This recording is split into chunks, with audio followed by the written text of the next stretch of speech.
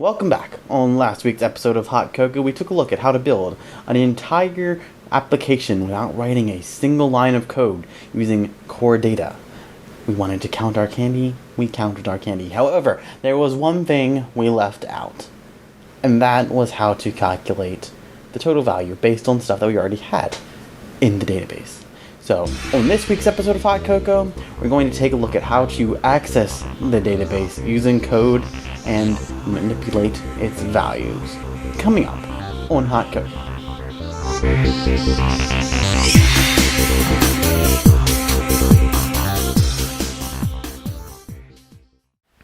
The first thing we need to do is open up our previous project so we can pick up where we left off with our candy inventory.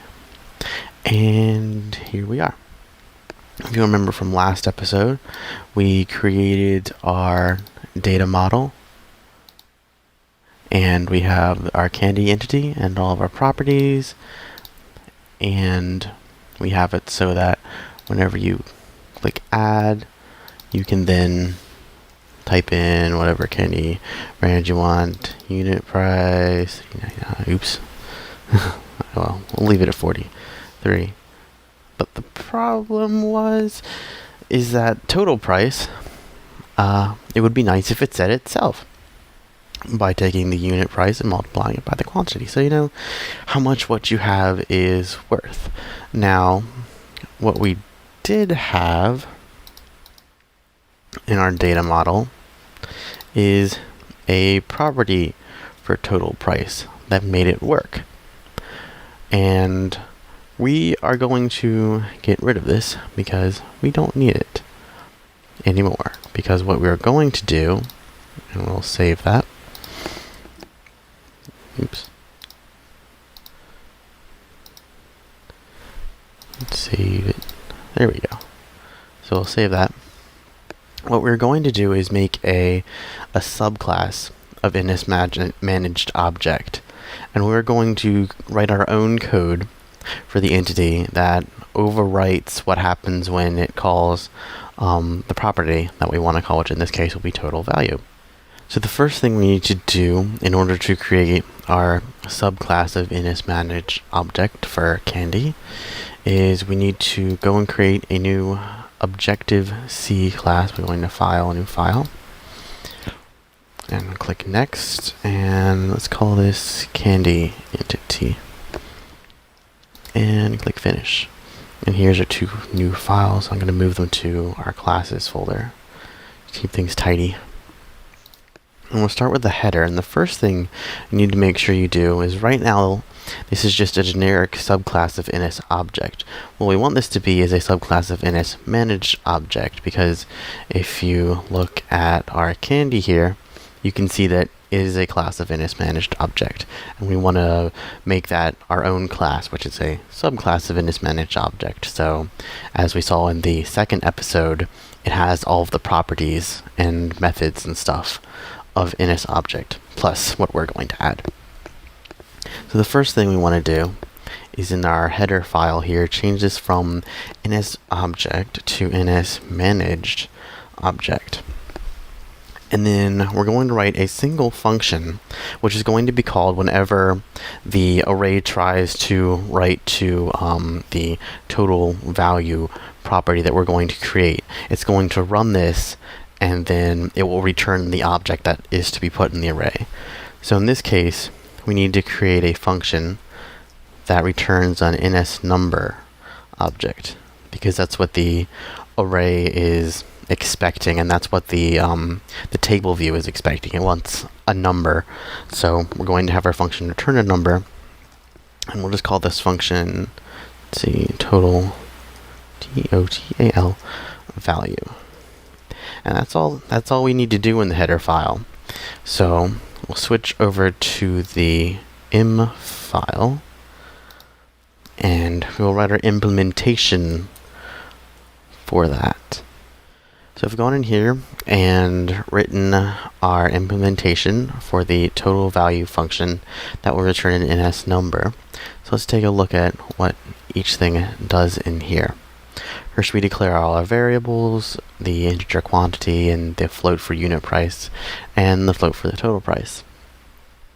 Now, these first two lines here is you'll notice it's sending a message to self with the method will access value for key. And what that's doing is, since this is a subclass of NSManaged object, and it's an NSManaged object that's controlling our array,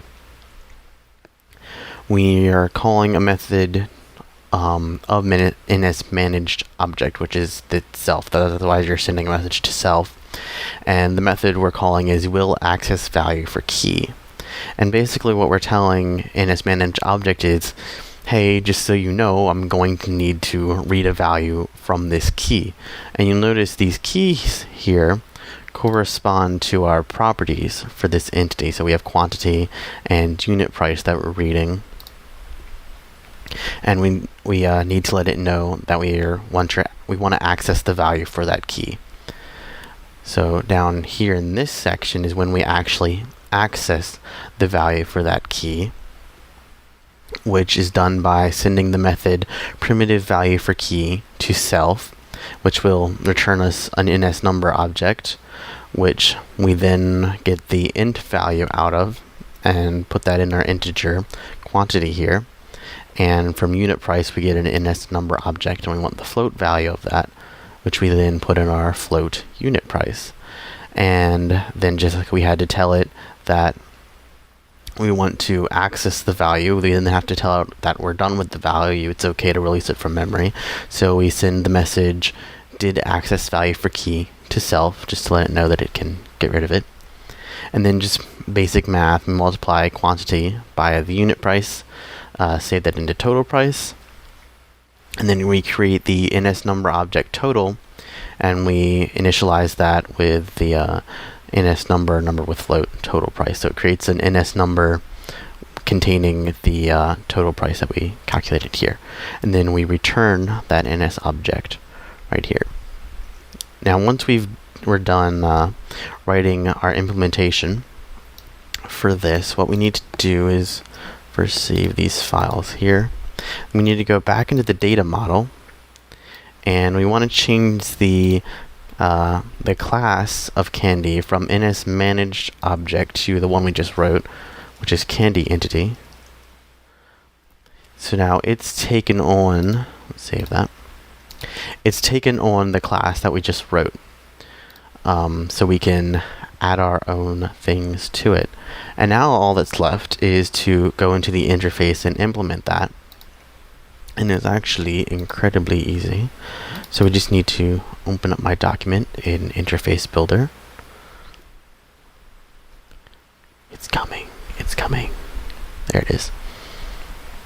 And instead of having this set to here, we'll see it's bound to total price right now, and that doesn't exist anymore.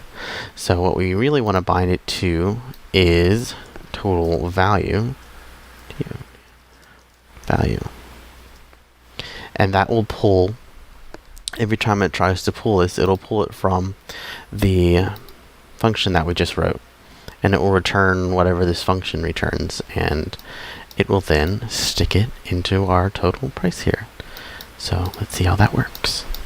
I'm going to save this first. There we go. And build and go. Let's see. Hopefully this will work, providing I haven't forgotten anything. So let's set our unit price to, let's go with $3.99, and our quantity, let's say we have 10 of them. And there you go.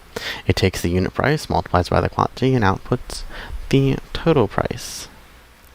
So that's just sort of a quick second half to this, which shows you how to access information programmatically, how you tell that you want a specific key, how to get that key, and how to tell it that you're done, and then how to get that into the interface.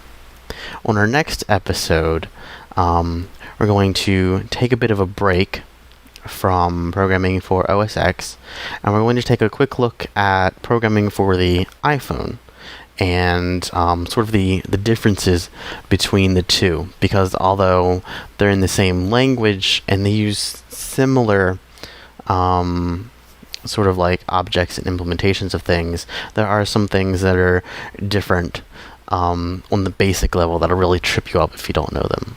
So that's coming up next week on Hot Cocoa, taking a look at the iPhone.